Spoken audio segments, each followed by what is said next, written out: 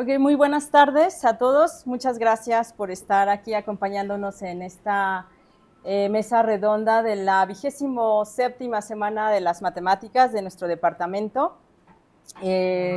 Para esta mesa vamos a contar con la doctora Patricia Saavedra. Ella es matemática de la UNAM y doctorada en la Universidad de Pierre y Marie Curie en París. Es profesora investigadora de nuestro departamento, como saben, fue nuestra jefa de departamento y pues la tenemos aquí con nosotros para esta mesa. Está también Estefanía Reyes. Ella estudió física aquí en la UAM Iztapalapa, trabajó en el proyecto Corrientes Inducidas debido a la variación en campos magnéticos en sistemas de imagenología por resonancia magnética. También hizo la maestría aquí en la UAM Iztapalapa con el tema difusión y relaxometría por resonancia magnética en tumores cerebrales, y actualmente es estudiante del doctorado aquí también en la UAM Iztapalapa.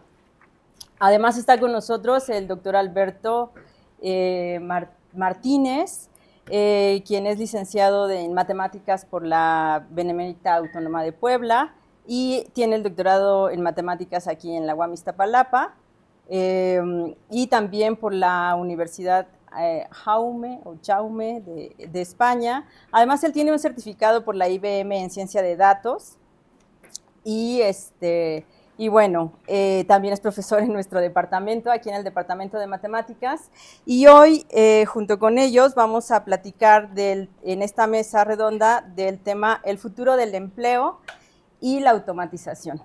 Y bueno, pues este tema no parece como muy novedoso, ¿no? Yo creo que muchos trabajadores alguna vez hemos tenido este tema, como desde la película esta de Tiempos Modernos de Chaplin, que se preocupaban por que las máquinas les fueran a quitar el empleo.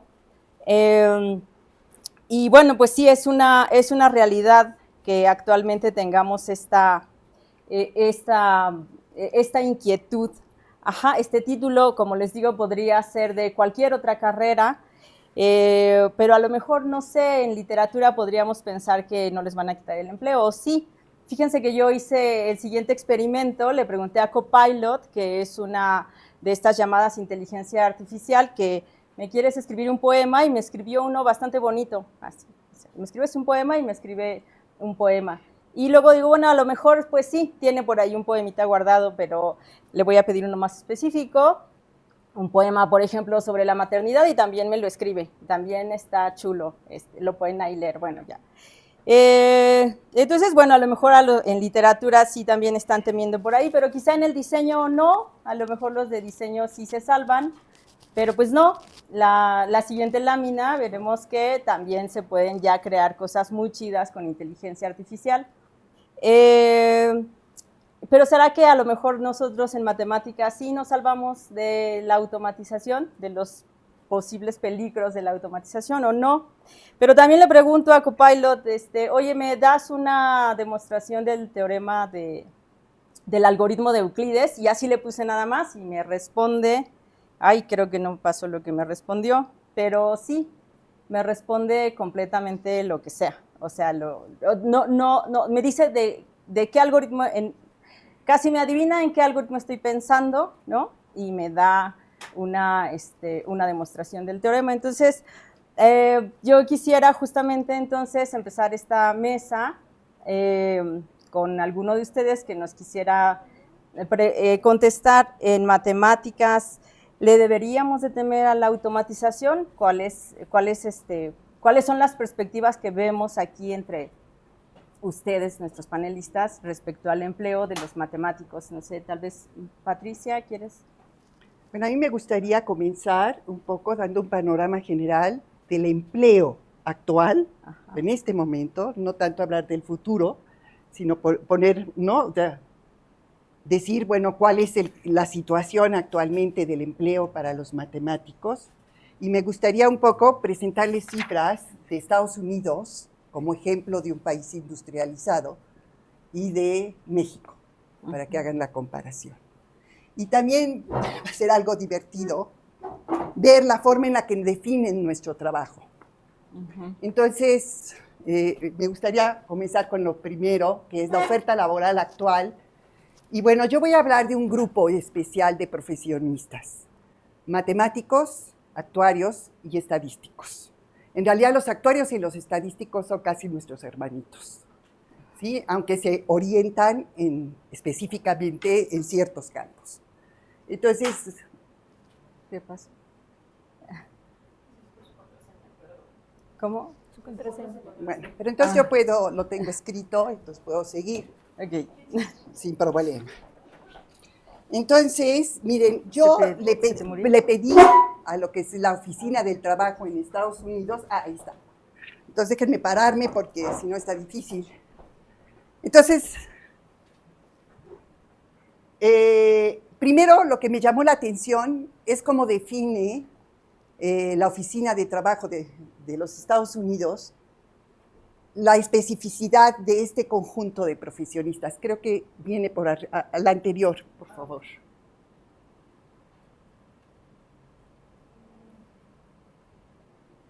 No puedes hacerlo así para que tienes que salirte de ahí, no puedes echarlo para atrás. Bueno, para ellos, fíjense, la oferta laboral para trabajadores que usan la aritmética, eso me llamó la atención, y técnicas avanzadas para realizar cálculos, analizar datos y resolver problemas.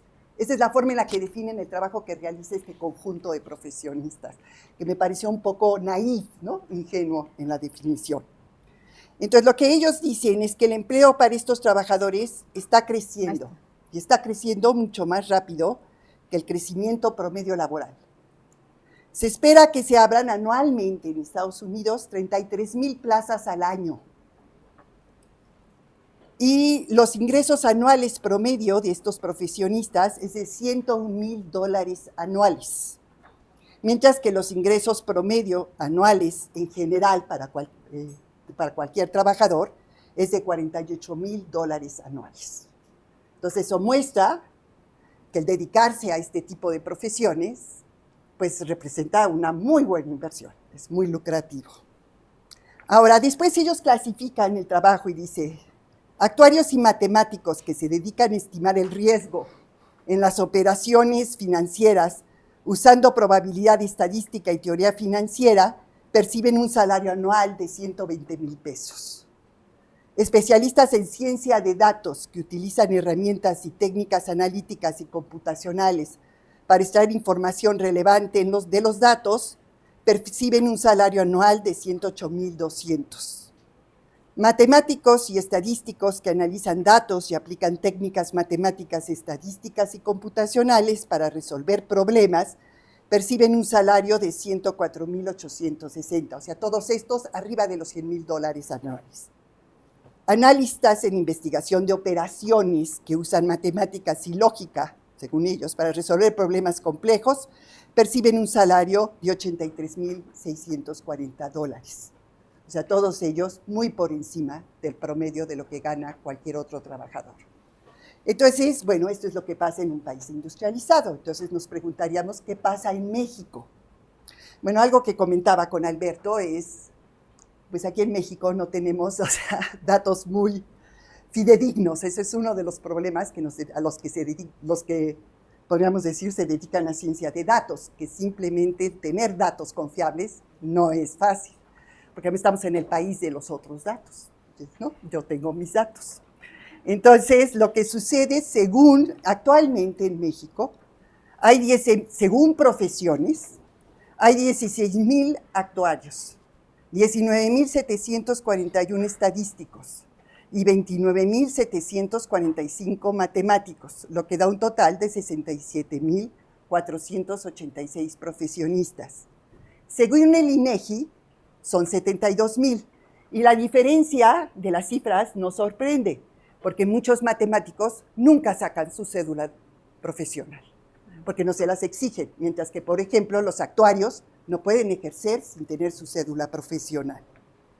Pero para poner esta cifra en perspectiva, pues simplemente reflexionemos que hay 250,000 economistas, o que hay 381.245 ingenieros registrados.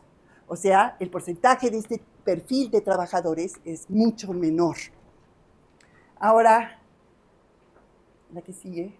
¿Qué habilidades aprecia el mercado de trabajo en estos profesionistas? Su capacidad de plantear y resolver problemas, su capacidad para desarrollar un razonamiento matemático y para escoger el mejor método para resolver un problema, su capacidad de abstracción y obviamente el que cuenten con habilidades computacionales y estadísticas. Eso es lo que se aprecia en este perfil. Creo que, bueno. También quisiera comentarles cómo ha evolucionado el empleo del matemático. Bueno, no les voy a decir cuándo terminé la licenciatura, pero en 1974, cuando uno egresaba de una licenciatura en matemáticas, ¿qué perspectivas laborales tenía? Era dedicarse a la docencia, esencialmente. Sí había, si uno hacía otros cursos, por ejemplo, si uno se orientaba hacia demografía o hacia estadística, sí había otras posibilidades. Pero ser investigador era muy complicado, porque en realidad plazas de investigador de tiempo completo en las universidades eran muy escasas. Entonces simplemente estaba el IMAS, el CINVESTAB, el IMATE. La Facultad de Ciencias solo tenía 2 plazas de profesor de tiempo completo en 1974. Una la ocupaba Víctor Neumann y la otra el doctor se fue un nombre que trabajó después aquí, pero eso, o sea, era realmente escaso. Ahora, actualmente, ¿qué sucede? Los egresados de una licenciatura pueden colocarse como profesores en una preparatoria. Pretender trabajar en una universidad ya no es posible, se necesita tener un doctorado. Pero, pueden tener una oferta más amplia de puestos si adquirieron durante la licenciatura habilidades computacionales, estadísticas o financieras. Ahora, con una maestría ya es distinto. Con una maestría orientada hacia las aplicaciones, la oferta y el salario mejoran sustancialmente. Eso es una realidad. ¿Dónde encontramos a los matemáticos actualmente? En los bancos, en las casas de bolsa, en las compañías de seguro, en instituciones reguladoras, en empresas que realizan encuestas políticas o económicas o de mercadotecnia, en el INEGI, en empresas de logística, en paraestatales como la CFE y Pemex, desarrollando software si se orientan hacia la parte de computación, en departamentos de planeación y en empresas dedicadas a seguridad, en transmisiones electrónicas, entre otras muchas posibilidades.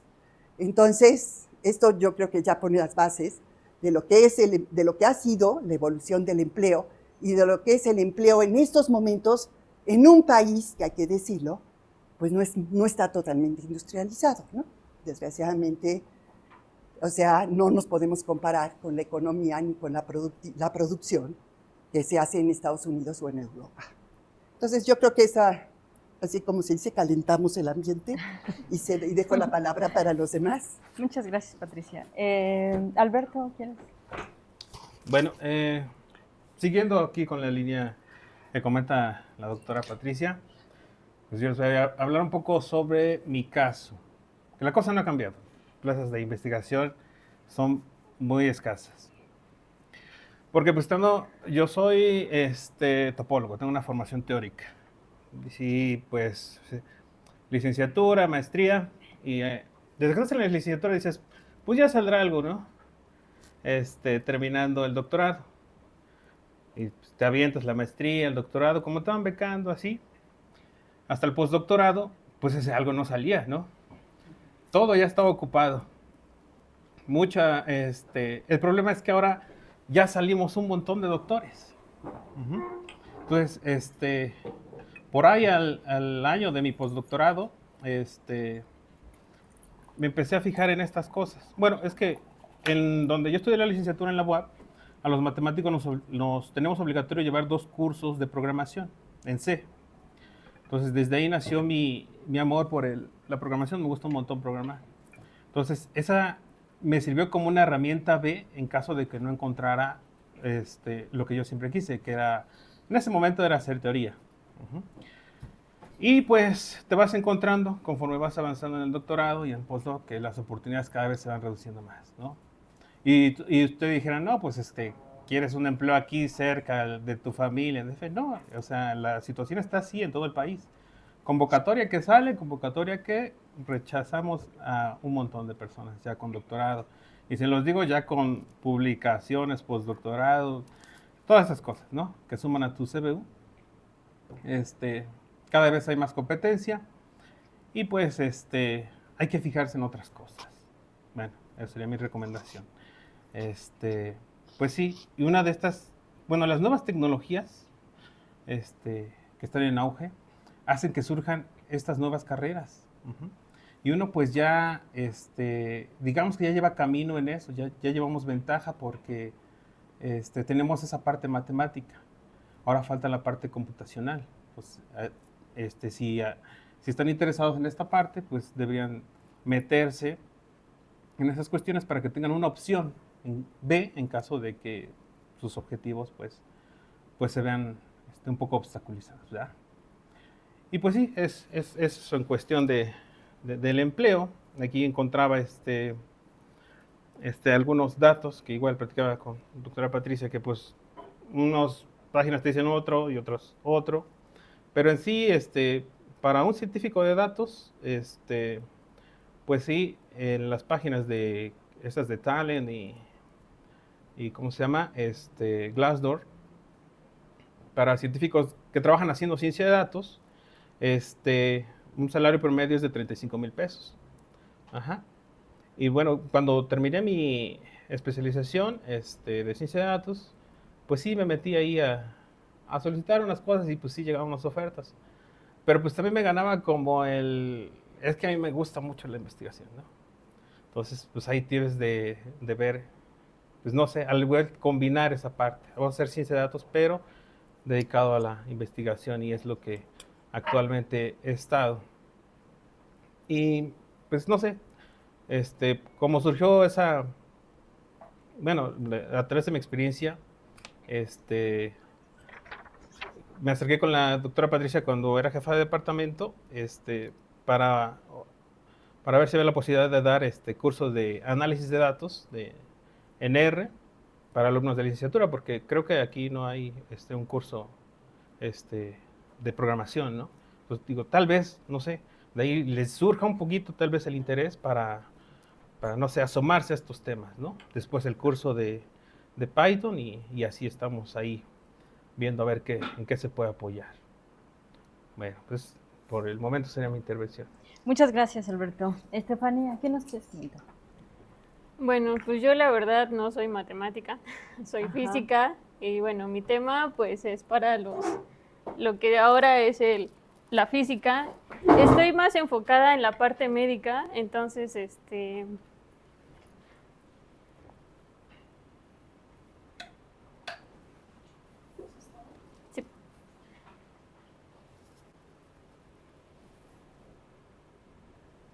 Creo que...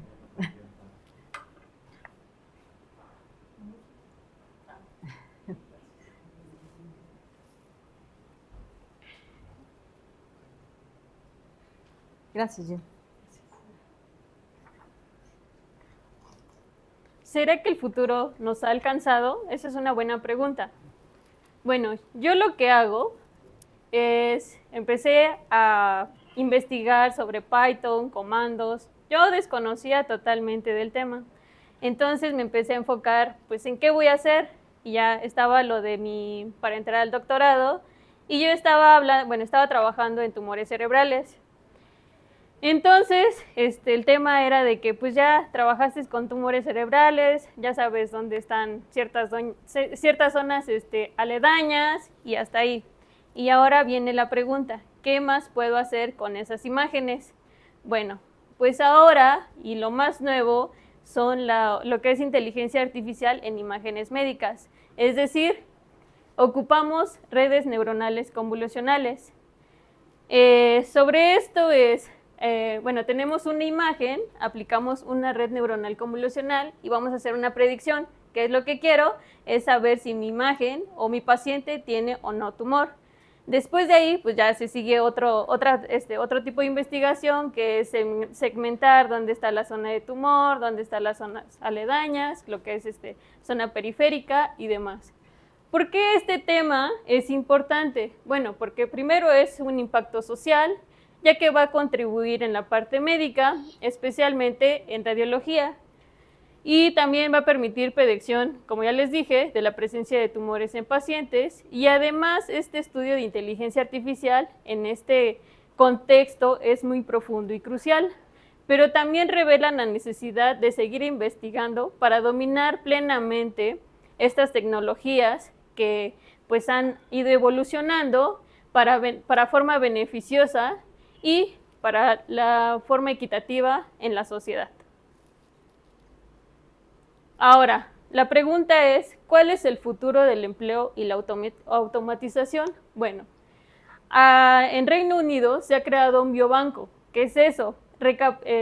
Recapturaron muchas imágenes, mucha información, donde de personas, que son 500,000 personas, de las cuales extraen la parte biológica, la parte ambiental, o sea, cómo viven las personas, cómo su alimentación, imágenes médicas, una imagen de resonancia magnética cerebral. ¿Y esto para qué nos sirve? Pues para que investigadores de otras partes se metan a esa base de datos y investiguen o hagan un panorama de lo que está pasando en las personas. Y así, por ejemplo, si una persona tiene cáncer, pueden ver qué es lo que pasó antes, o sea, cuál fue su factor de vida, cuál fue su alimentación, cómo era la familia. Todo eso les sirve para determinar por qué el paciente tiene cáncer o por qué el paciente puede llegar a tener cáncer, ¿sí? Y bueno, como les dije, pues la primera pregunta que empezó, el primer cuestionario fue sobre la dieta, fue sobre funciones cognitivas, su historial de lo que hacía en la vida diaria, y hasta ahorita están haciendo recapitulación de imágenes médicas en función cognitiva. Se han publicado 10,000 artículos científicos utilizando la base de datos de Biobanco, 15 millones de muestras biológicas y hay 30 petabytes de datos que están disponibles para que los investigadores los usen. Y bueno, el proyecto de esto es que recoja escáneres de los cerebros, corazones, abdomen, huesos de 100,000 voluntarios, que ya van más. De hecho, ya van 500,000 voluntarios que están haciendo todas estas pruebas primero, ya después se recapitula todas las imágenes y ya los científicos la usan para hacer investigación, ¿no? De la vida diaria, de por qué esta persona puede tener o no puede tener un tumor, por qué puede tener Parkinson, muchas cosas que se pueden hacer con esta base de datos. Y bueno, la inteligencia artificial puede ser capaz de detectar más rápido el cáncer de mama, de próstata o de tumor cerebral, entre otros. Bueno, los expertos creen que gracias a la inteligencia artificial se podría distinguir entre mejor el cáncer y los cambios que no son cancerosos. Se pueden utilizar imágenes de tomografía, imágenes de resonancia magnética, con la posibilidad de disminuir el número de resultados falsos positivos. Hay hay varios artículos que dicen, le mandamos estas imágenes a radiólogos y lo comparamos con inteligencia artificial. ¿Qué pasó? Pues que la inteligencia artificial tuvo menos falsos positivos que los radiólogos, porque los radiólogos decían, bueno, sí, aquí está una lesión, pero pues tienen años de experiencia, un buen ojo no quiere decir que ya diga, no, pues sí, nada más es una lesión. No, ¿qué está pasando? ¿Qué tal si sí tiene cáncer? ¿Qué tal si tiene otra anomalía? Eso puede ser, se puede ver así en la imagen, cualquier anomalía, más en una imagen de resonancia magnética, y entonces lo que hizo la IA fue que dijo, ¿sabes qué? Este paciente sí tiene un tumor. Entonces, ahora lo que están implementando es la inteligencia artificial porque las predicciones son más concretas, son menos falsos positivos Y eso es lo que ahora los radiólogos temen, porque me estaban preguntando el otro día que les expuse algo así del tema, y me estaban diciendo, oye, ¿crees que la inteligencia artificial nos supla a los radiólogos? Y yo les dije, por ahorita no creo. ¿Por qué? Porque ahorita nada más es una ayuda. Esta inteligencia artificial lo único que está haciendo es ayudarlos. Todavía no se sabe bien cómo funcionan las predicciones. Se dice que es una caja negra. No sé si han escuchado sobre ese tema, que es una caja negra cuando se hace la predicción, porque no sabes qué bordes, qué partes, por así decirlo, está tomando esa inteligencia artificial, ¿no? Entonces, por eso todavía no a ciencia cierta le vamos a creer a la inteligencia artificial, porque pues sí, obviamente tiene algunos errores, pero todavía son menos que el ojo humano o el ojo del radiólogo. Y bueno, en la medicina, pues los modelos de predicción, bueno, se va a utilizar la inteligencia artificial con modelos de predicción de enfermedades, que primero se hace una base de datos, después se hacen simulaciones, es decir, redes neuronales convolucionales, random forest o lo que se necesite. Bueno, se necesita programación y al final se va a hacer una visualización de estos datos, es decir, va a haber unas predicciones de si el paciente tiene un tumor, tiene Parkinson, tiene una anomalía en el corazón, cualquier cosa. Y bueno, hasta ahí mi punto de vista. Muchas gracias, Estefanía. Pues muchas gracias a todos por esta primera ronda en la que, bueno, como vimos, Patricia nos dio un panorama amplio con datos generales y Alberto nos platicó pues de su caso particular como estudiante de doctorante de que se doctoró en este departamento, y Estefanía nos platica de las cosas que se aplican y cómo los datos resultan efectivamente muy importantes. Entonces yo quisiera hacerles otra pregunta. ¿Cómo creen que los matemáticos de la UAM Iztapalapa se pueden abrir camino en esta especie de moda, ¿no? Bueno, no sé si moda, antier nos decían en otra charla que no, que ya vamos tarde, ¿no? Yo digo que no, pero bueno, de la IA, como ya se mencionó ahorita, para insertarse pues en un mejor mercado laboral, pues dado que efectivamente hay un montón de datos y paréntesis, además, si nos faltan datos, pues también tenemos por allí a Rocío Mesa, que trabaja en el INEGI, ¿no? Que nos traiga datos, nos podemos acercar. Bueno, pero en fin, me perdí otra vez. ¿Cómo los matemáticos de la UAM Iztapalapa cómo creen que los matemáticos de la UAM Iztapalapa pueden abrirse camino en para insertarse, pues, aprovechando esta cuestión de la ciencia de datos o de la inteligencia artificial, o cómo se pueden mover hacia allá? ¿Alguien quiere? Para seguir el orden. Gracias. Bueno, a mí me gustaría esta pregunta responder antes algo, porque yo creo que una cosa es, una pregunta que nos hacemos y que yo creo que los estudiantes de matemáticas se deben de hacer es, los matemáticos, ¿cómo entramos en el desarrollo de ciencia de datos? ¿Cómo participamos? Entonces, como ya nos enseñó Estefanía, hay aplicaciones muy interesantes. La medicina es una de ellas. Mi experiencia está en la parte de lo que se llama el problema de regresión no lineal. En particular, a mí lo que me interesa es la estimación en series de tiempo financieras. O sea, tengo 20 años de estar trabajando en matemáticas financieras, o finanzas matemáticas, más bien dicho, y entonces este problema a mí me interesa mucho. Y eso de predecir, yo lo tomaría un poquito entre comillas, ¿sí? Pero la otra parte, en lo que les quiero hacer mostrar, es que hay preguntas fundamentales en la ciencia de datos en los que los matemáticos deben participar. Y posiblemente eso ha despertado mi interés. Yo soy analista numérica de formación y mi experiencia, o sea, en el doctorado lo que yo hice fue dedicarme a análisis numérico aplicado a ecuaciones en derivadas parciales y diferenciales. Y desde hace 20 años me extendí a meterme a modelar y a estudiar procesos estocásticos y sus aplicaciones. Entonces, yo quiero mostrarles cuáles son esas preguntas en donde los matemáticos intervienen. Y entonces, no hay manera. A ver, entonces si no, comencemos. Muchas gracias. A ver, Sí, ya muchachos, las ustedes vi. Perfectas. saben Python, saben que es relativamente fácil y tienen todas las subrutinas, tienen un conjunto de datos, y entonces yo quiero que antes de iniciar a trabajar con esos datos se hagan algunas preguntas. Primero, ¿es lo mismo trabajar con observaciones independientes, idénticamente distribuidas, que trabajar con una serie de tiempo?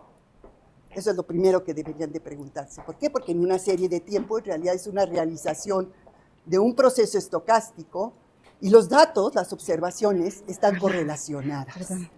Entonces ustedes no pueden, o sea, tienen que tener cuidado para no romper la estructura temporal de los datos. Entonces, una primera pregunta que deberían de hacerse. Segundo, si yo tengo 80,000 posibilidades y me hablan de transformers y de redes convolucionales, etcétera, etcétera, ¿cuál escojo? ¿Cuál es la adecuada para mi problema específico? Bueno, supongamos que ya escogieron una red. Entonces, ¿cuántas capas pongo? ¿Cuántas neuronas? Depende cuántos números de datos debo de tener. Esa es otra pregunta que deberían de hacerse.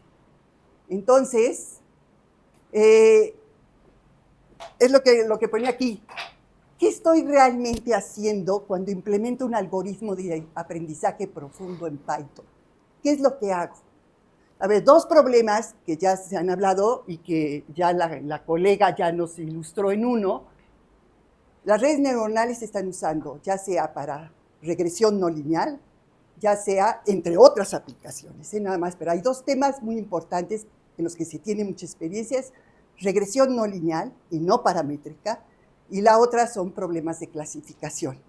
Entonces, lo que Estefanía nos ilustró es un ejemplo de clasificación. En regresión no lineal es distinto, y en realidad lo que nosotros estamos haciendo es aproximar una función que desconocemos a través de un conjunto de observaciones. Eso es lo que estamos haciendo. Entonces, es importante que sepamos qué estamos haciendo. En realidad, estamos aproximando una función no lineal que va de Rn a los reales y nada más me interesa predecir un número, o a Rn o Rm si me interesa predecir un vector. Bueno, entonces, lo que yo ponía aquí es, vale la pena especificar el papel que juegan las matemáticas y la estadística en el aprendizaje de máquina. Entonces, tanto en aprendizaje supervisado aplicado a regresión y clasificación, como en aprendizaje no supervisado, hay algunas preguntas comunes que caen en el terreno de la matemática y en la estadística. ¿Qué estoy realmente haciendo cuando implemento un algoritmo de aprendizaje profundo? ¿Qué tan bueno es el algoritmo que estoy implementando? ¿De qué depende de que los resultados sean más precisos y confiables? Si incremento el número de neuronas, ¿voy a ver un impacto? Si tengo un conjunto de datos pequeños, ¿cómo impacta en mis resultados? La otra, por favor. ¿El algoritmo que me proponen es realmente novedoso o ha sido ampliamente estudiado con otro nombre? Este es el caso, el ejemplo del algoritmo de retropropagación versus descenso pronunciado. Entre dos procedimientos, ¿cómo defino que uno es más eficiente que el otro? ¿Cómo selecciono la arquitectura idónea para el problema específico que estoy resolviendo? Si observo con mis experimentos que modificando un paso se mejoran los resultados, ¿cómo justifico lo que hice y que realmente va a impactar en mis resultados? Y lo último que ya había yo comentado, ¿no? Es lo mismo trabajar con observaciones independientes o con una serie de tiempo. Todas estas preguntas son parte del trabajo que hace un matemático. Es esencialmente lo que hace un matemático. Entonces, todas estas preguntas pueden responderse con conocimientos matemáticos y estadísticos, dado que la herramienta natural para plantearlas es el lenguaje matemático. Recordemos que una de las tareas fundamentales de los matemáticos es poner orden y cimentar el conocimiento matemático. Esa es parte de nuestra chamba. Claramente, el analizar con cuidado estas preguntas, surgen respuestas que mejoran y precisan los alcances y limitaciones de las distintas metodologías empleadas en la inteligencia artificial. por lo que contribuimos al desarrollo de la ciencia de datos. Pero hay que decir que la intervención de matemáticos y estadísticos es una vía de dos. O sea, ordenan el conocimiento en ciencia de datos y por otro lado, las matemáticas y la estadística se enriquecen al plantearse nuevas preguntas, por lo que hoy en día, por ejemplo, se habla de aprendizaje estadístico. O sea, se ha abierto un campo nuevo en estadística que se conoce con el nombre de aprendizaje estadístico, como un nuevo campo. Por ello, desde mi punto de vista actualmente, el desarrollo de la investigación artificial amplía la oferta laboral de matemáticos y estadísticos, siempre que se adquieran las habilidades y conocimientos necesarios, sin tomar, y fíjense, no he hablado, pero quiero abrir una puertecita, sin tomar en cuenta las posibilidades que nos ofrecerá en el futuro el desarrollo de la computación cuántica. Por lo tanto, yo creo que el haber seleccionado la carrera de matemáticas es un acierto de todos ustedes. O sea, si tienen facilidad y les gustan las matemáticas, eso es a lo que hay que dedicarse. Es muy promisorio en este momento. Entonces, creo que con esto he puesto por qué las matemáticas, por qué para las matemáticas la ciencia de datos es importante y por qué para la ciencia de datos es importante la participación de los matemáticos. Claro que sí. Muchas gracias, Patricia. Alberto, o... Ok, bueno, les voy a hablar un poco sobre mi experiencia. Llevo al menos 2 años trabajando con el profesor José del departamento de IPH, Álvarez Ramírez, con la profesora Abigail y con el profesor Juan Manuel, en temas de ciencias de datos. Y lo que hace que trabajemos de la mejor forma es aprender a escuchar. Digamos que ellos como ingenieros tienen un punto de vista distinto, ¿no? O sea, ellos tienen los datos y tienen sus preguntas. Entonces, ¿qué quiero saber de eso? Ajá. Entonces, recordemos, un científico de datos es un profesional que traduce un conjunto de datos a información práctica que tenga valor para la sociedad o para una empresa. Pues vamos a aprender a traducir esos datos. ¿Ok? Entonces, tiene sus preguntas y ver de qué forma nosotros podemos aplicar la matemática para poder resolverlas. Y en el camino, pues, vienen saliendo bastantes cosas interesantes. Por ejemplo, trabajamos con datos de salud cuando tenemos datos de la dinámica de marcha, ¿no? Es esto de cómo es al caminar, ¿no? Desde que el talón toca el suelo hasta que ese mismo talón vuelve a tocar el suelo. Ese es el intervalo de zancada. Entonces, hay métodos que ya existían para medir lo que se llama la entropía de eso, ¿no? Que te dices un índice de incertidumbre, cómo va madurando la marcha conforme avanza la edad o para algunos pacientes con enfermedades neurodegenerativas. Y ahí es donde uno como matemático debe aprender a escuchar cómo ellos ven la parte matemática y tratar de ver cómo mejorar esa parte, ¿no? Tal vez hay unas cosas que ellos no conocen y nosotros sí, pero también hay muchas cosas que ellos conocen y nosotros no. Por ejemplo, veíamos que la entropía a veces se desarrolla conforme a algunos meses, entre los 7 y 13 años, debido a una maduración del sistema neurocontrol. Y eso, pues, digamos, nosotros no lo sabemos, tendríamos que consultar con los que sepan en eso. La ciencia de datos es multidisciplinaria. O sea, uno como matemático no se puede encerrar a yo tengo la verdad absoluta y sé lo que hay que hacer. Hay que aprender a escuchar. ¿Qué opina el compañero físico, el compañero químico? Y así es como va progresando esto. También trabajamos con los datos de calidad del aire de aquí de la Ciudad de México. También resultaron cosas interesantes. Analizamos las señales que dan estos y en el último artículo llegamos a conclusiones de que las contingencias, o sea, no sirve de nada poner la contingencia cuando ya tenemos el pico alto de ozono. Encontramos que se puede prevenir si esa contingencia se hace alrededor de 20 días antes. Para todo eso hay que hacer todo un análisis de Fourier con Wavelets, en lo que uno como matemático debe de, ayuda mucho en esa parte. Ujú. También trabajé con, bueno, eso mismo lo estoy trabajando con profesores de la maestría en ciencia de datos de la Universidad de Puebla. También están muy interesados en eso, pero con datos de los contaminantes de allá. Estamos tomando factores meteorológicos y un montón de cosas. También análisis de tendencias, todo eso. Un poco para lo de proyecto que estoy llevando ahorita con un alumno, estamos analizando señales que dan los electroencefalogramas, que son los electrodos que te ponen acá, 21 en toda la cabeza, para ver cómo funciona el cerebro cuando antes, ¿no? En reposo, ¿no? Y durante estás haciendo operaciones aritméticas. ¿Cómo es que analizas el estrés? Uh-huh. También dirigí un proyecto de series temporales financieras donde me apoyó mucho la doctora Patricia, que es una experta en eso. Gracias. Y pues bueno, esa es mi recomendación. Uno como matemático debe de aprender a escuchar. Uh-huh. Muchas gracias, Alberto. Estefanía, ¿qué nos quieres platicar? Bueno, yo lo que estaba leyendo hace poco es de que no importa el área que seas, lo que tienes que saber, lo que tienes que aprender ahora es un poco de inteligencia artificial. Ya en cualquier área, en cualquier momento la vas a ocupar si es que quieres seguir haciendo investigación, ¿no?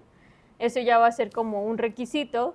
Y bueno, ¿cómo te puedes adentrar a esto de análisis de datos o científico de datos? No es por hacerle promoción, pero Google está lanzando unas oportunidades de análisis de datos, está sacando certificados en análisis de datos, ciberseguridad, no me acuerdo cuál es marketing y no me acuerdo cuáles otros, donde ellos te enseñan desde cero todo esto que es análisis de datos, cómo se empieza, y también te enseña a trabajar en la nube. Se llaman los soft skills, donde puedes empezar a programar en la nube, y eso es lo que te enseña. También te enseñan cursos de Python, y bueno, ahí es a donde te puedes como adentrar a lo que es en la parte de análisis de datos si es que estás interesado en esta parte. Bueno, ya, laboral, ¿no? Okay. Muchas gracias a todos por esta segunda participación, en la que Patricia, bueno, nos aclaró que la verdad es que hay una especie de como de simbiosis, ¿no? Más bien que los matemáticos ayudan en la ciencia de datos y al revés, ¿no? Y en ese sentido, pues está, digamos, fácil insertarse en esta ola en esta ola en la que todo el mundo estamos hablando de ciencia de datos, inteligencia artificial y demás. Y Alberto pues nos platica él mismo cómo le ha hecho, ¿no? Para moverse de la topología hacia allá, y cómo hay un montón de lugares en donde, ¿no? Que si las cosas ambientales o la salud. Y Estefanía pues que nos comenta, la verdad es que no importa lo que estudies, siempre hay como chamba que hacer, ¿no? Muchas gracias. ¿Alguna cosa que quieran comentarnos para cerrar? Y luego hacemos un pequeño espacio de preguntas. Bueno, a mí sí me gustaría entrarle ya al tema de que responder a la pregunta que hiciste, que no respondimos. Y era si tenemos, o sea, ¿debemos alarmarnos los matemáticos de que nuestro trabajo se vuelva obsoleto y seamos sustituidos por las máquinas? Entonces, esa es la parte que me gustaría platicar. Porque sí creo que está generando mucha preocupación. Eso es un hecho. Entonces, pero regresando, lo decía, miren, hay varios artículos, aparecen muchos artículos en la prensa, algunos alarmantes, ¿no? Y hay los dos puntos de vista. Yo les presenté antes un punto de vista optimista respecto al trabajo, al mercado de trabajo y su impacto en los matemáticos. Pero hay otros informes, por ejemplo, un informe reciente de Goldman Sachs decía que la tecnología de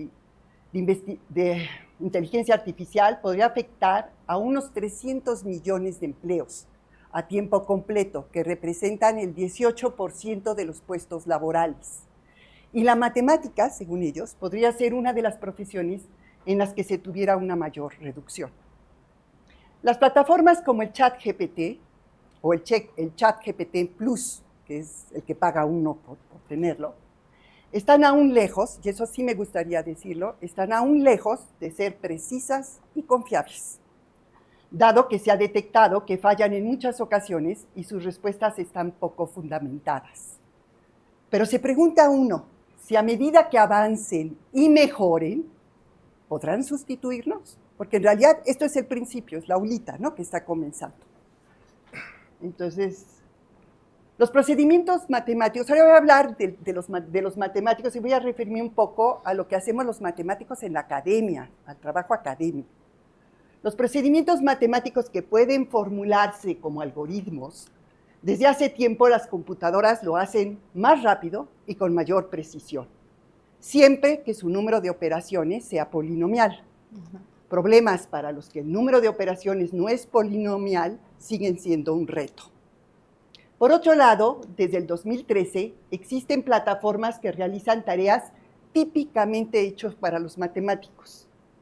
Lean, desarrollado por Leonardo de Moura en Microsoft Research, lleva a cabo demostraciones de teoremas. Google DeepMind desarrolló una plataforma que resuelve problemas olímpicos en geometría. Y Symbolab es un poderoso resolvedor de un amplio rango de problemas matemáticos. De hecho, Lean fue usado hace 2 años para arbitrar un artículo que se había sometido a publicación, que era muy intrincado en sus razonamientos y muy largo. Y es un sistema interactivo, entonces con otro árbitro, un ser humano, pudieron llegar a la conclusión que la demostración era correcta. Aunque las máquinas sean capaces de resolver cálculos complejos e incluso demostrar teoremas, hay varias cosas que actualmente son incapaces de hacer.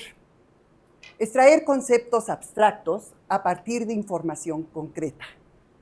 Proponer nuevas conjeturas como resultado de la experiencia y de la intuición.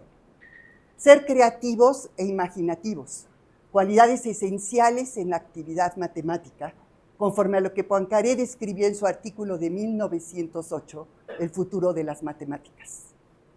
Quizás sea la falta de creatividad lo que para algunos autores impide a los algoritmos de aprendizaje profundo generar matemáticas profundas o formular problemas equivalentes desde otro punto de vista, o establecer relaciones no evidentes en áreas inconexas, como en muchas ocasiones lo han hecho los matemáticos. Sin embargo, hay que aceptar que nadie puede predecir el alcance que tendrán las máquinas en el futuro. Ahora quiero referirme a esto de la investigación artificial en la academia.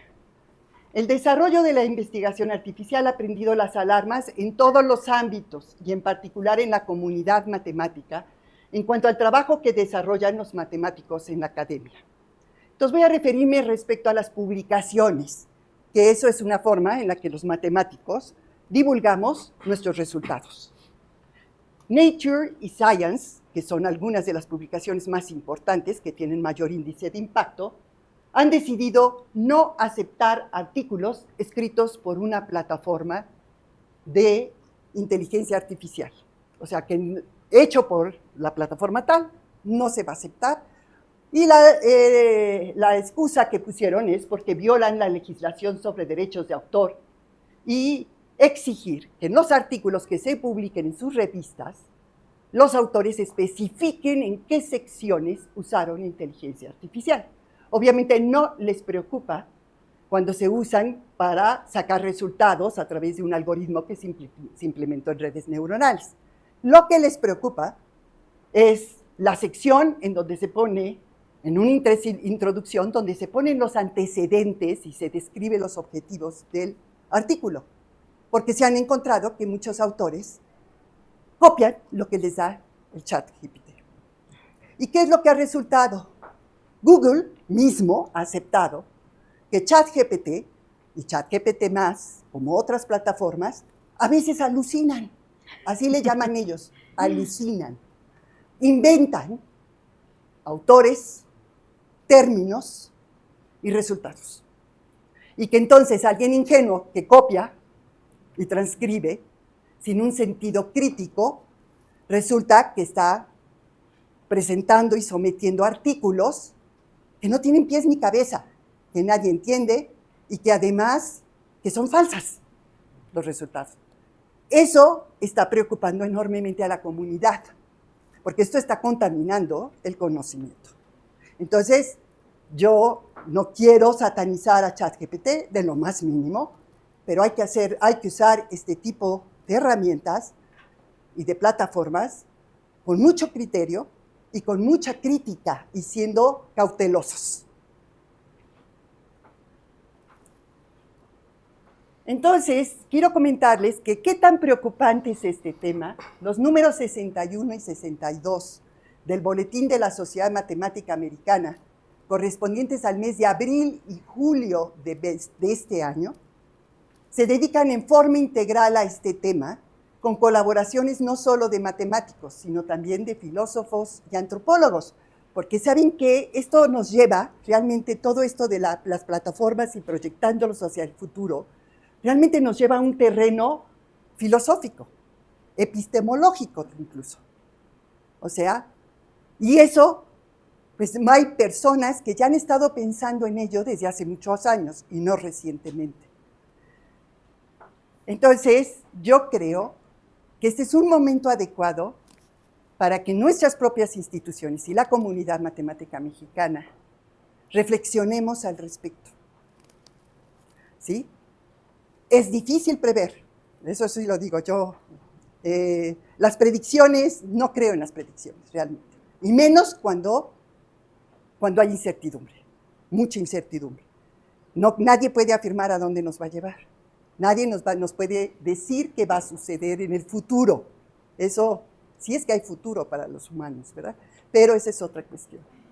Entonces, a ver, quiero leerles un párrafo del extracto del artículo introductorio de este número del boletín. Los matemáticos han disfrutado de un amplio grado de independencia y de libertad intelectual, una herencia frágil y preciada que puede desaparecer por el uso irresponsable de las máquinas. Por otro lado, un acercamiento deliberado y bien pensado a la misma tecnología puede enriquecer nuestro campo de investigación. Somos nosotros quienes debemos decidir cómo se desarrolla nuestra disciplina, así que se invita a la comunidad matemática a pensar y discutir seriamente sobre estas cuestiones y escuchar a otros colegas de otras disciplinas que han reflexionado sobre estos temas. Ahora es tiempo que los matemáticos se informen al respecto y decidan el futuro de nuestra disciplina. Ya para cerrar, con una cosa más optimista, entonces ya la última. Bueno, todos estos avances y debates nos confirman que la formación de los nuevos matemáticos debe ser sólida y rigurosa en los fundamentos, que les permita desarrollar su capacidad de abstracción y aliente e impulse su creatividad. Asimismo, debe ser flexible y abierta para incorporar nuevas orientaciones que permitan a nuestros egresados adaptarse a los rápidos cambios del mercado de trabajo. De esta manera, y partiendo de una visión optimista, la inteligencia artificial y otros cambios tecnológicos no serán una amenaza, sino aliados que nos permitan tener más herramientas y más tiempo para resolver los retos que nos depara el futuro. Eso es con lo que quisiera yo que se quedaran, ¿no? Y en cuanto a qué, no vaya yo a llevarme, ¿qué hacemos en este departamento? Solo quiero comentar que desde el trimestre pasado se formó una comisión que está estudiando y yo creo que va a llegar a conclusiones muy rápidamente para proponer la creación de una orientación en ciencia de datos de la licenciatura. Pero esperemos, no, o sea, lleva tiempo y ya se está trabajando en esa dirección. Y lo mismo se está haciendo en la MACMAI, en la Maestría en Matemáticas Aplicadas. Sí, y no tenemos que esperarnos hasta el otoño del 2025. ¿Por qué? Porque con la flexibilidad que tiene nuestra licenciatura se pueden abrir muchas optativas y podemos ir graduando, así como Alberto ha estado participando. Muchas gracias, Patricia. ¿Alguien más? ¿Alguno? Bueno, esto solo encontré cosas sobre, de unos años para acá, lo que han estado utilizando fuertemente las empresas la automatización inteligente.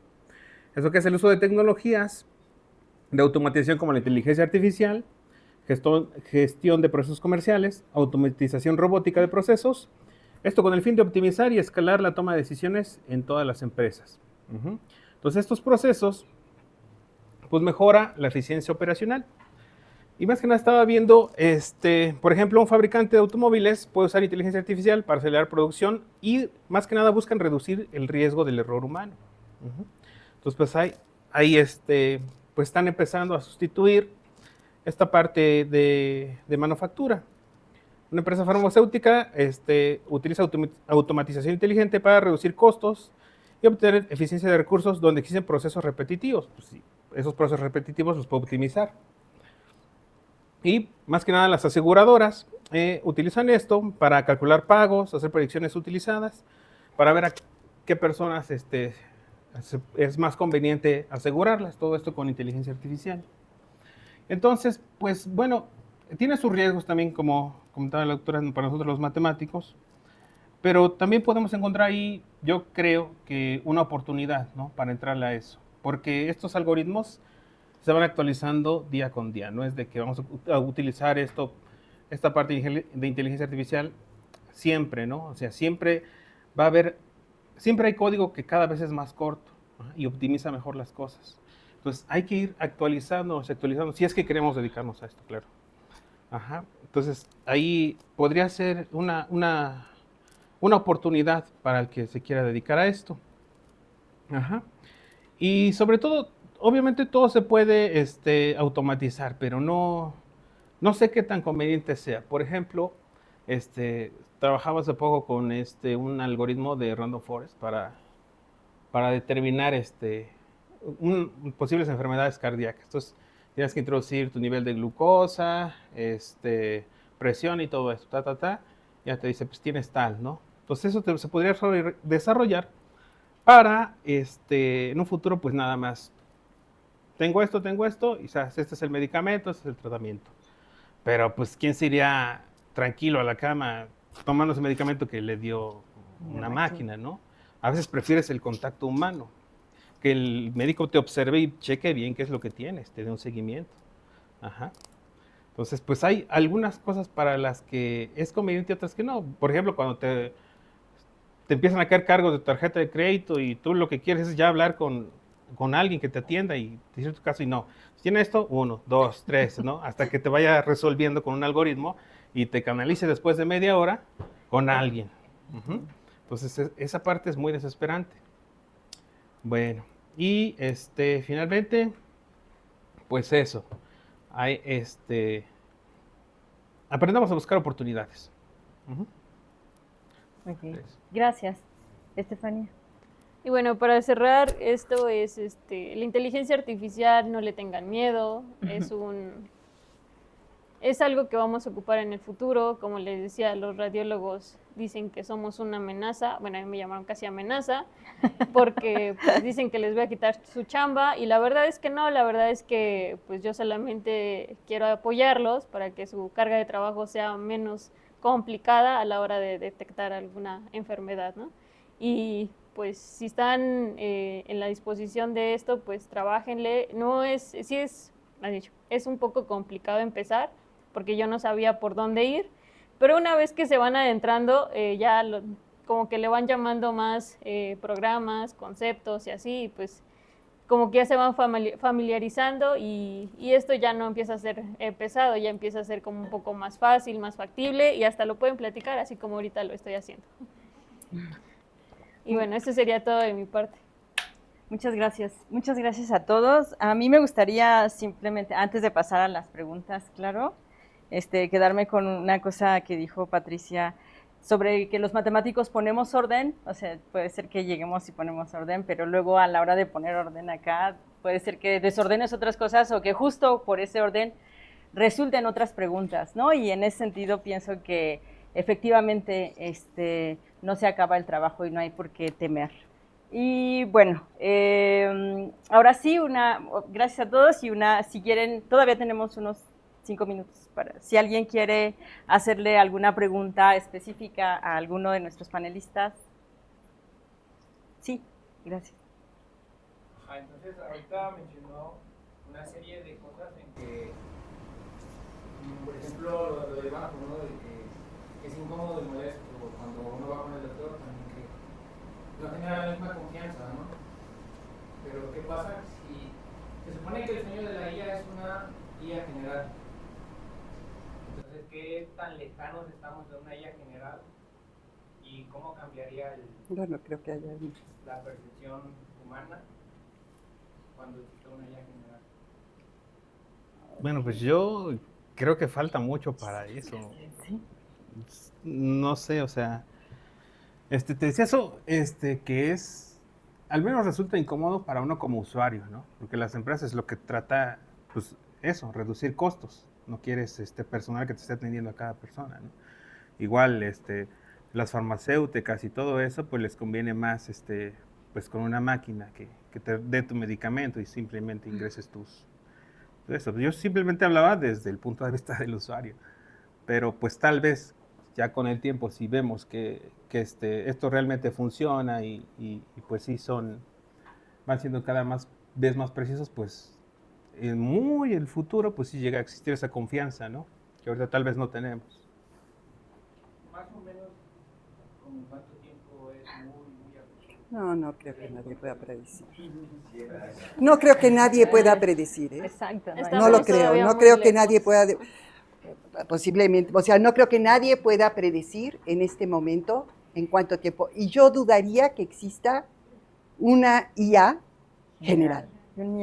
Yo creo que sí puede haber una IA específica en ciertos campos, porque no es lo mismo trabajar un problema de visión automatizada que de lenguaje automatizado, que trabajar, por ejemplo, si tú solo quieres una predicción de un número, o si quieres o sea, hay distintos problemas. Entonces yo no creo que una sola plataforma responda a todo. Lo que va a hacer, va a automatizarse. ¿Y saben dónde lo estamos ya viendo? Eso me parece muy interesante decirlo, porque la revolución que estamos viendo aquí, un paso fundamental es el hardware. Y voy a hablar del caso de NVIDIA. El éxito que tiene NVIDIA en este momento es que hace chips específicos para problemas específicos. Y los diseña a través de usar, por cierto, inteligencia artificial. Pero entonces, en donde está viendo el nicho es en desarrollar respuestas específicas para problemas específicos, porque obviamente hace que entonces los algoritmos sean más eficientes, ¿no? Cuando tú reduces lo que esperas, los resultados que esperas que tengan. Pero algo general, yo creo que vamos a tardar todavía mucho tiempo.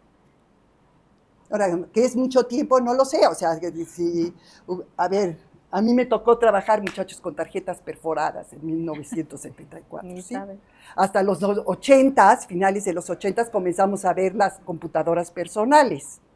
Y así, y bueno, el ChatGPT es un avance que se hizo en poco tiempo, pero yo creo que es muy difícil poderlo predecir, ¿eh? Es como si te diría, ¿en cuánto tiempo vamos a resolver el problema del cáncer? Pues llevamos diciendo eso desde los 70s, y cada vez se complica y se complica y se complica, porque ya no hablamos de un cáncer, hablamos de muchos tipos de cáncer. Entonces, yo creo que es fácil predecir cuando casi no sabes nada, ¿sí? Las gentes que predicen es porque tienen muy poca información. Pero a medida que te vas metiendo en un tema, te descubres que es un barril sin fondo, y que entonces surgen más y más y más y más y más preguntas, y es más difícil entonces aventarte a hacer predicciones. Esa sería mi respuesta. Eso es lo que yo pienso, a lo mejor me equivoco, ¿no? Gracias. ¿Alguien más? ¿Qué?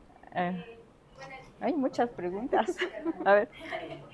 Yo tengo la pregunta en la que eso, bueno, de lo que fue lo de lo que podía hacer la IA. Mi pregunta es, aquí somos muy diversos. ¿Ustedes cómo la utilizan en su trabajo? A ver, específicamente yo he trabajado en la parte de, por eso no me gusta hablar de predicción, entonces estimación de series financieras. Y en particular en lo que se conoce con el nombre de riesgo de mercado. Y la predicción, quiero decir, es muy pequeña. O sea, yo no creo en predicciones a 6 meses, muchachos? No, y menos en algo como son las series financieras, que tienen, ¿verdad?, una incertidumbre y una variabilidad enorme. Pero en el riesgo de mercado, lo único que esperas es predecir más o menos lo que sucederá los 5 próximos días. Más, no. Ese es el tipo de experiencia que yo tengo, y actualmente tengo un alumno de maestría que ha estado trabajando en eso, que espero que ya pronto termine. Y bueno, ha sido muy interesante, porque les digo, como analista numérico, a mí lo que me interesa es responder preguntas como el error, de quién depende, ¿no? ¿Cómo puedo asegurarme si el error se comporta asintóticamente como una normal multivariada? O sea, cosas así que me den fundamento y que me den certeza de lo que estoy obteniendo. Porque ¿saben qué? Cada vez que ustedes trabajan una red neuronal, no pueden tomar ese numerito que les arroja la red neuronal como si ese es el numerito, la solución correcta, porque si lo vuelven a correr, les va a dar otro numerito. Entonces, tienen que construir un intervalo de confianza. Y eso es algo que hay que saber. ¿Y cómo construyen ese intervalo de confianza? Pues con todas las técnicas de remuestreo. Entonces, es muy interesante. A mí me ha parecido interesantísimo, y yo creo que hay mucho que hacer. Y hay gente en este departamento que sabe mucho de eso.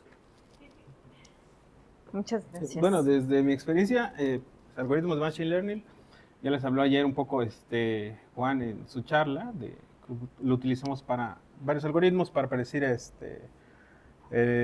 los índices de contaminación, ¿no? Más que nada del ozono, que ahorita es lo que más está impactando, que es lo que se necesita ahorita desarrollar. Claramente hay muchos, ¿no? Pero la propuesta que tenemos nosotros es una combinación de algunos. También trabajé con un proyecto de alumno de licenciatura, series temporales financieras y algunos modelos de Machine Learning para predecir precio de cierre. Pero pues sí, como comenta la doctora Salvador. O sea, es que la palabra predicción, Sí. no, prefiero utilizar pronóstico, porque predicción es como más a la adivinación, ¿no? O sea, no estás muy seguro. Entonces, el pronóstico, como en inglés, forecast, es eso, predecir precio de cierre solamente para el día que sigue. No puedes más, porque pues todo no coincide. Ajá. O sea, sí son buenos algoritmos de Machine Learning, pero hay que tener cuidado. Bueno, también se usan he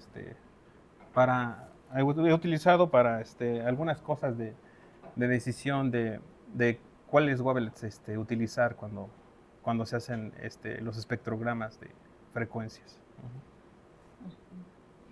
Ok, 3 preguntas más. A ver, Al contrario, Mi maestra. qué padre ¿Sí? que haya preguntas. Bueno, entonces, yo no sé pues, los si nos demás, podemos- pero qué padre Perfecto, que se entonces, expresen y a ver, que allá digan lo atrás. que quieran. Bueno, yo primero los quería felicitar por lo que mencionan, ¿no? El avance que se va a dar frente a presentar, no sé si dijeron cursos o plan de estudio para ciencias de datos. Yo en particular, cuando me metí aquí dije, pues me meto a Mates y luego armo mi plan como sea para salir como científico de datos, ¿no? Luego viendo que se complicaban las cosas, dije, me voy para la UNAM, ¿no? En ese momento pensé eso, ¿no? Pues me voy para la UNAM.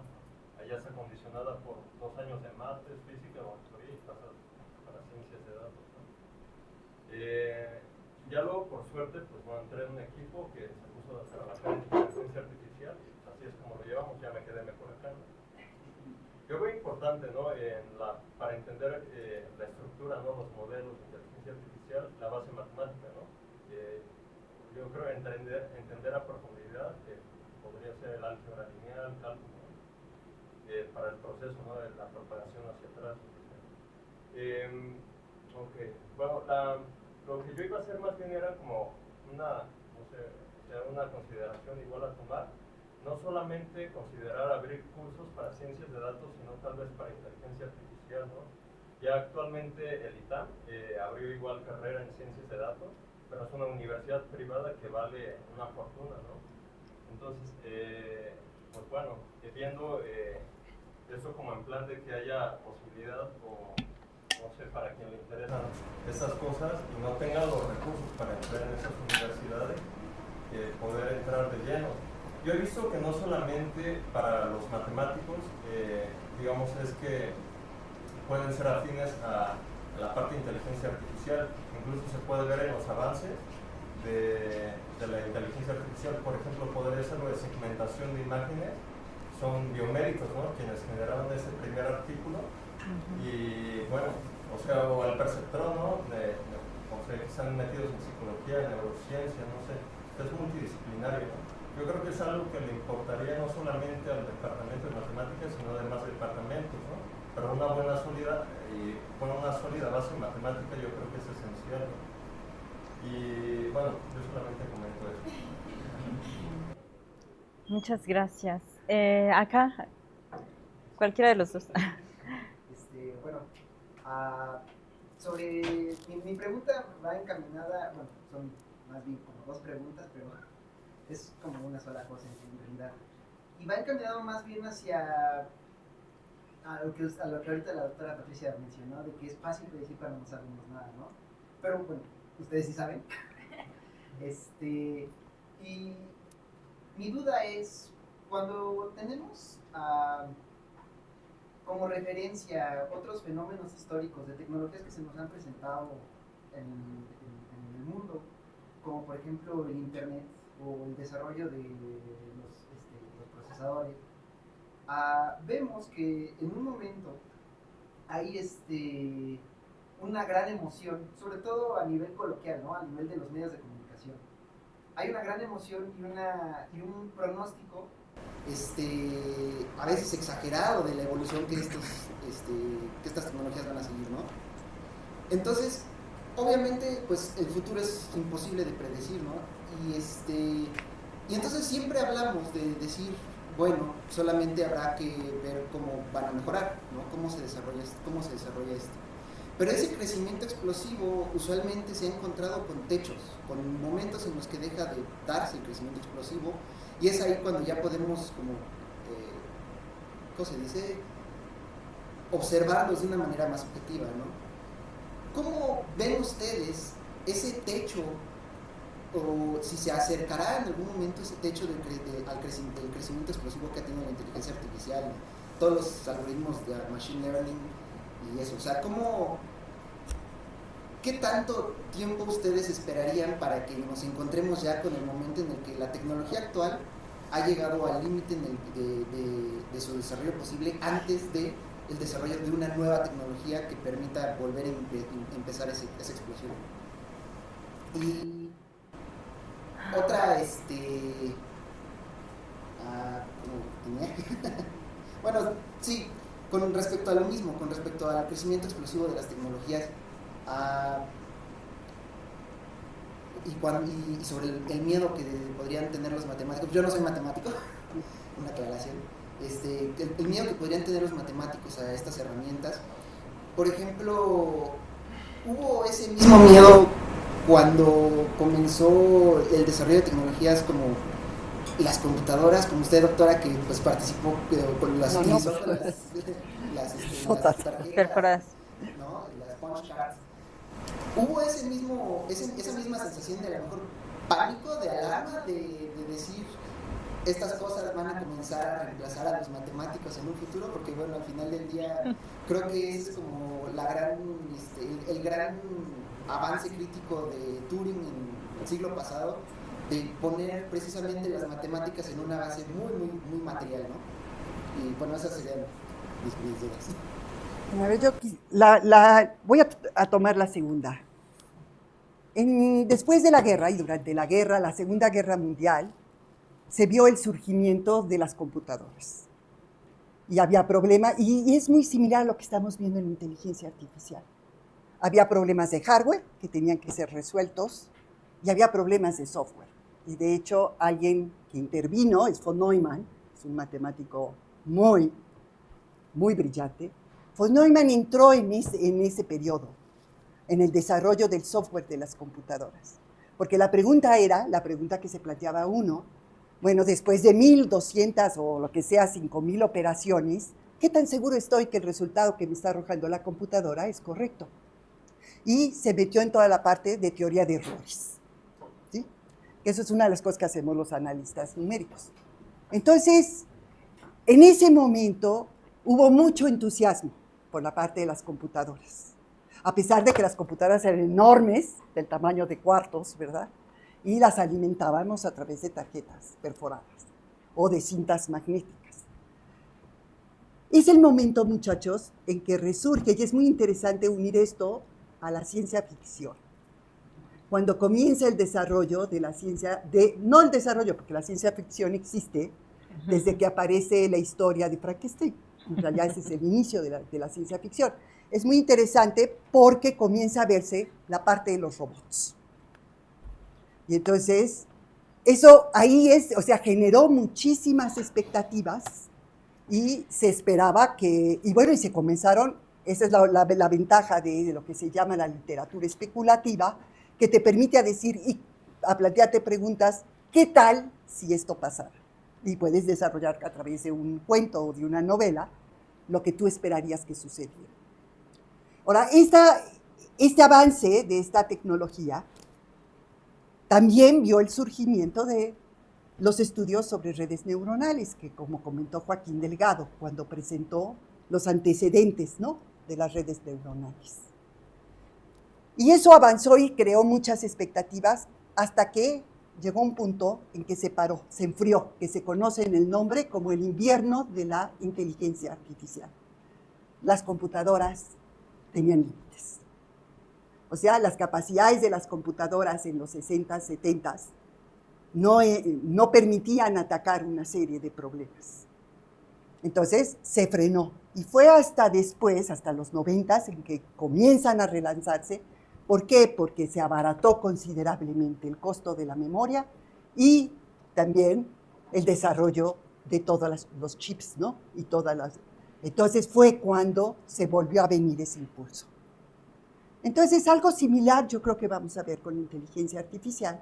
Y yo les pregunto, ¿qué va a pasar cuando la computación cuántica se vuelva una realidad? La computación cuántica es un reto. Es un reto en este momento desde el punto de vista de hardware. Estamos lejos todavía de poderla aterrizar. Y va a ser un reto en cuanto a toda la parte del software. O sea, es cierto que tenemos experiencia en el software en paralelo, pero ¿qué va a implicar trabajar con computación cuántica? Eso es un reto y eso va a modificar incluso a la inteligencia artificial. ¿Están de acuerdo? O sea, lo que conocemos hasta ahorita de inteligencia artificial también va a modificarse. Y entonces yo creo que eso es lo que vamos a ver. Cada vez los humanos atacamos problemas más complejos y nos enfrentamos a problemas más complejos. El cambio climático y todas las repercusiones que está teniendo es un problema muy complicado. Simplemente el cambio climático, la cantidad de escalas que hay son complicadísimas. Entonces, cada vez queremos resolver problemas más complicados, necesitamos tecnologías más sofisticadas. Entonces, ahí está, yo creo que la alternativa a la que le estamos apostando es a la computación cuántica.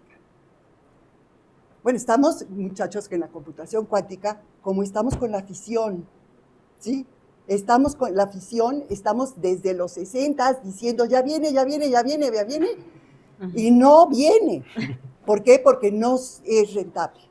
Entonces, yo pondría ese paralelismo y yo creo que ahí vamos a ver que se va a reproducir la historia que vimos al inicio del desarrollo de las computadoras.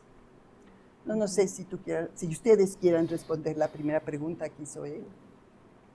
No, pues daría lo mismo. O sea, no se ve un panorama de va a ser en tantos años, ¿no? Así como comenta. Ha habido varias etapas en la historia que lo han demostrado, ¿no? Que se espera que venga algo y no viene, o que se adelantan algunos eventos, ¿no? O sea. Gracias. Ahora sí, ajá. Sí, es una cuestión más que nada moral. Bueno, como la inteligencia artificial. Sí. Sí. Ahora sí que como existe ChatGPT, que es como regularmente pues, bueno, ¿no? Debe existir una parte opuesta, ¿no? Un ChatGPT más, que le puedas meter a esta persona, ¿no? Entonces hackean a tal persona o a una empresa, entonces el peso legal aquí encarga a la persona que la entrenó para eso o a la inteligencia artificial. ¿Cuál es la pregunta? No sé Yo creo que no podría responderte. Yo creo que eso cae en el terreno. Y de hecho, ya está cayendo en el terreno de los abogados, en la parte legal. A ver, no sé si han leído, pero hay muchas demandas de escritores que están en contra de que se entrene a las plataformas de inteligencia artificial con sus textos, sin pagarles derechos de autor. Y ya hay varios juicios, ¿sí? ¿Qué va a hacerse a nivel legal? Esa es una pregunta. Y así hay varios, pero todo está viendo sobre propiedad intelectual, ¿no? Están surgiendo. Ahora, yo creo que ustedes han leído artículos en los cuales se dice que las respuestas que da el ChatGPT y otras plataformas tienen sesgo, un sesgo de sus creadores. Y pueden ser racistas, simplemente les preguntan, ustedes pueden hacerle una pregunta y toda la ideología patriarcal se va a ver reflejada, nunca va a mencionar a una mujer. No sé si leyeron un artículo que causó conmoción de cuando se le preguntaba a ChatGPT que diera, o a una de estas de diseño, que diera la imagen de una mujer guapa, puso Barbies, eran Barbies, ¿ok? Bueno, pues entonces yo les digo, una mujer guapa es una Barbie, ¿no? Entonces hay sesgo y esto sin meternos a toda la parte ética. Hay problemas éticos muy importantes. Y ¿saben qué? Está toda la parte, ustedes ya lo han experimentado, en las redes sociales, las noticias falsas. Ustedes saben que hay conjuntos grandes de programadores, de hackers super expertos, que meten artículos sesgados de odio en las redes sociales. Entonces, no es nada más cuando yo dije hay que ser críticos con toda información que se reciba. Hay que irse con cuidado, ¿no? Porque hay toda una serie de enfoques que, bueno, que caen en el terreno, por eso decía, de los filósofos, de los problemas éticos y legales que conllevan eso. Tienes toda la razón, ¿sí? Gracias, Ayat. Bueno, a mí me gustaría saber cuál es su perspectiva respecto a esa línea con respecto a la educación, ¿no? Hay muchos avances, ¿no? En cuestión de la inteligencia artificial y da muchas respuestas muy óptimas, ¿no? Pero ¿cómo impacta en la educación desde, a lo mejor desde la parte de educación básica hasta universidad, maestría o doctorado, ¿no? ¿Qué se enfrenta las personas o nosotros como usuarios en el estar envueltos en todas estas tecnologías, ¿no? Porque al final de cuentas igual nos sesga también, ¿no? Y nos facilita también diversos trabajos, actividades, pero también nos limita. Híjole, ya ahí sí voy a preguntar. A ver, coméntalo tú, Alberto. Porque ahí hay muchísimo que decir. Sí, bueno, pues que también depende mucho de eso. Yo, por ejemplo, a mí todavía me tocó pues, estar en la biblioteca, sacar libros, ¿no? O sea... Todavía. Todavía. Y sí, o sea, bueno, ya estaba YouTube en ese entonces, pero pues solo era pues para entretener, ¿no? No había de estos videos de profesores que te explicaran los temas tal cual, o sea, nada de eso. Ya después empezaron a subir. Y ya hasta que me di cuenta que pues eso pues, facilita un montón las cosas para que tú puedas entender. Ya si lo ocupas tú para hacer, copiar y todo eso, pues, pues ahí sí es muy a tu juicio, ¿no? Que de todas formas, como lo he visto tanto como alumno como profesor, utilizar el camino fácil siempre te va a llevar a reventar en algún momento. De regreso. Ya sea que estés en lo último por tirarte, porque sí vi muchos casos de cómo iban cayendo todos esos que se la pasaron llevando el camino fácil, terminar saliéndose porque pues no, llega un momento en que se desesperan porque pues ya no pueden avanzar. Incluso los he visto posgrado. Pero bueno, o sea, ahí es muy a tu criterio, o sea, utiliza estas herramientas para tu beneficio, para poder tú O sea, si aspiras a llegar a algo allá, debes de irte por el camino correcto y no por el camino fácil. ¿Alguien más quiere? Ajá. Bueno, esto yo creo que va más que nada dimensionando como que socialmente. Se habló al inicio, ¿no?, de las oportunidades laborales para los matemáticos, incluso perfilándose un poco la economía, computación, pero teniendo base en matemáticas. Pero digamos, a nivel social hay mucho trabajo oficinista, de oficinas, digamos, call center y cosas, ¿no?, que se hacen con, digamos, con Excel, un buen de cosas, que ya o sea, ya puede reducir el trabajo a 1 hora, o la habilidad que están adquiriendo actualmente por el aprendizaje automático para responder el trabajo de oficina, de call center, no llamadas, va mejorando, ¿no? ¿Cómo verían ustedes en un futuro cercano, digamos, esa parte, ese campo laboral, ¿no? ¿Se desplazaría? ¿Habrá desempleo? ¿Qué suena? No sé. A ver, en los países industrializados va a haber un cierto efecto. En los países del tercer mundo no, muchachos. ¿Por qué? Porque la mano de obra es muy barata. Eso yo leía un artículo muy interesante respecto a eso. O sea, los de toda la parte, cuando uno también vuelve a regresar a la ciencia ficción que puede imaginar los estadounidenses es muy distinta a la ciencia ficción que podemos imaginar en los países del tercer mundo. Muy seguramente las tecnologías que nosotros nos lleguen, todo eso que se imaginan, van a ser pedazos que nosotros vamos a, ¿sí? El chambero nos va a preparar algo. Sí, o sea, hay ahí una diferencia. Híjole, muchachos, yo pues ya estoy más allá del bien y del mal. Entonces, soy muy poco optimista respecto a los humanos, se los digo sinceramente. Y creo que la pandemia nos mostró eso.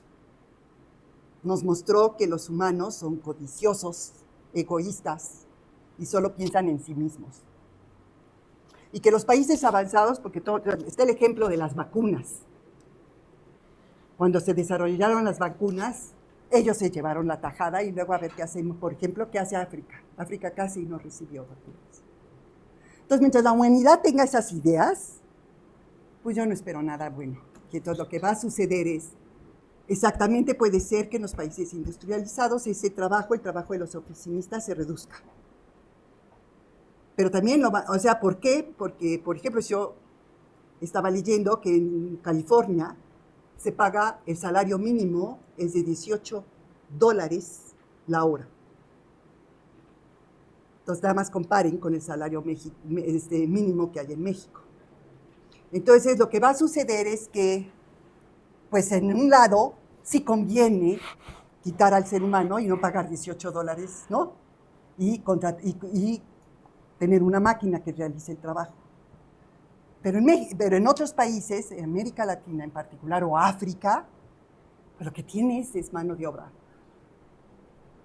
Entonces, y les pagas menos. Entonces, bueno, es una pregunta terrible, ¿verdad? Respondí muy terriblemente. Sí, a veces uno no quiere la realidad, pero creo que esa es la neta, muchachos. Sí, bueno, incluso ahorita con la automatización inteligente, muchas empresas despidieron pues empleados de control de calidad porque digamos que la persona que inspecciona que todo esté bien ha sido reemplazado por máquinas que utilizan deep learning para reconocimiento de imágenes para ver si el producto ya va bien, ¿no? Y a más tiempo cada segundo, o sea, más productos por cada segundo. Entonces, eso reemplaza automáticamente a esas personas. No que de alguna forma el trabajo de oficina, pues, no sé, posiblemente esté en riesgo. Y por último, lo que yo estaba viendo, apenas fue una feria del empleo igual en Google, y lo que estaba viendo es que ya están reduciendo las horas oficina y le están poniendo horas casa. Bueno, le llaman home office. Trabajas ya 3 días en oficina y ahora ya te vas 2 días a tu casa a trabajar en home office. Entonces, eso es lo que está pasando ahorita con lo nuevo del análisis de datos. Y bueno, fue en el banco BBVA, bueno, les paso el costo, el BBVA, INSA y IST, no me acuerdo cómo se llama la empresa, y así algunos bancos que son los que más están haciendo home office, ya te llevas tu trabajo a casa 3 días, 2 días y los demás los trabajas en oficina, pero pues ya se está reduciendo más el tiempo en oficina y está dando más tiempo en casa. Muchas gracias. ¿Alguien que tenga una última pregunta para cerrar más optimistamente? No, hay otras, Mario. ¿Alguien? Perdón. Pues estuvo muy interesante la semana de las matemáticas para los que no somos de la educación, en este caso, pero sí se me hace interesante el alcance que tiene la IA. ¿Para qué? Con relación en cuanto a lo que le puedes extraer al trabajador, en cuanto a la plusvalía. Se tiene que entender que lo que le da el valor a un producto pues es el tiempo en el que se hace. Entonces, si en menos tiempo se hace un producto, pues obvio que va a costar menos y va a estar al alcance de más personas. Por ende, pues la máquina va a hacer el trabajo mejor que una persona, pero va a desplazar a muchas otras. En el caso de, pues, en México a lo mejor es una de las manos de obra peor pagada del mundo, pero por ende pues no va a dejar que, pues, Estados Unidos en este caso, va a dejar que México pues, se quede sin su mano de obra principal. Pero también aquí la tecnología no llega al grado que tiene Estados Unidos o China. Esperemos si no se dé el caso, que siga habiendo trabajo, pero así como van las condiciones económicas en el país, yo creo que sí vamos a seguir siendo desplazados. Es mi, de este lado optimista. Solo las personas, como siempre en el capitalismo, que no están especializadas, no van a llegar a tener el trabajo que desean. No sé si me equivoco. Puede ser, sí. Pues, o sea, la idea es, tienes que prepararte más, Especializarte. tienes que ser creativo, ¿no? Y estar muy bien formado para poder entonces, siempre vas a encontrar, sí, porque esto se va a seguir desarrollando. Esa sería la moraleja, ¿no? Un poco. No la moraleja, una de las conclusiones. Ok, ahora sí, Mario, y ya. No, ¿Ya no? Ya. Ok. Pues muchas gracias a nuestros panelistas, muchas gracias a todos por estar aquí. No, gracias a pues, ustedes. Esperamos en la siguiente semana de las matemáticas. Gracias. Bueno, pues ahora lo que sigue es nuestro jefe del departamento.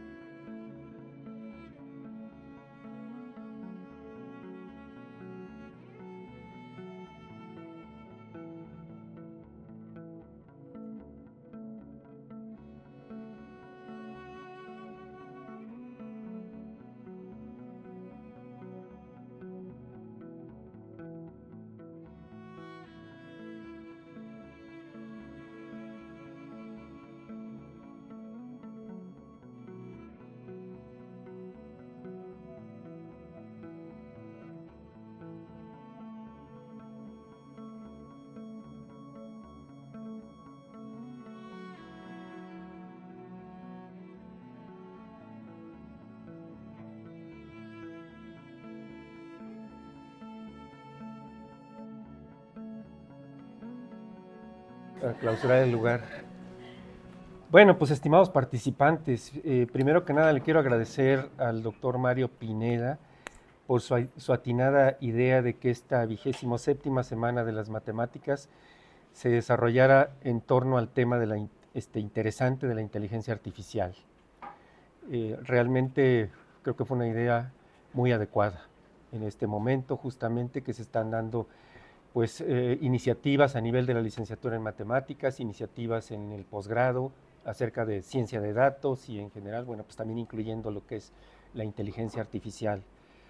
Pues esta inteligencia artificial está transformando nuestro mundo a pasos agigantados y es emocionante ser testigo de todo lo que podemos lograr con ella. Aunque parafraseando a Mario, es de miedo. Bueno, aquí ya nos estuvieron explicando que no hay que tenerle tanto miedo, enfrentar algunas cosas, aprender más, abrirse al conocimiento. Y bueno, creo que puede ser más de utilidad y disminuir ese miedo que se tiene hacia esa área. Pues bueno, en este evento hemos demostrado una vez más que la colaboración y el intercambio de ideas son fundamentales para impulsar el progreso, pues en particular en el campo de la inteligencia artificial. Pues le agradezco a los talleristas, conferencistas y panelistas por compartirnos su experiencia y sus conocimientos en esta área de la inteligencia artificial. Pues sin lugar a dudas nos llevamos el espíritu de innovación y la determinación de seguir explorando lo que la inteligencia artificial puede lograr. Pues hay que seguir trabajando juntos, compartiendo conocimientos y construyendo un futuro en la que la inteligencia artificial pues, nos beneficia a todos en la medida de lo posible. Pues gracias a todos por su participación, su dedicación, su entusiasmo en esta 27ª semana de las matemáticas. Y bueno, pues damos por clausurado este evento. Gracias a todos.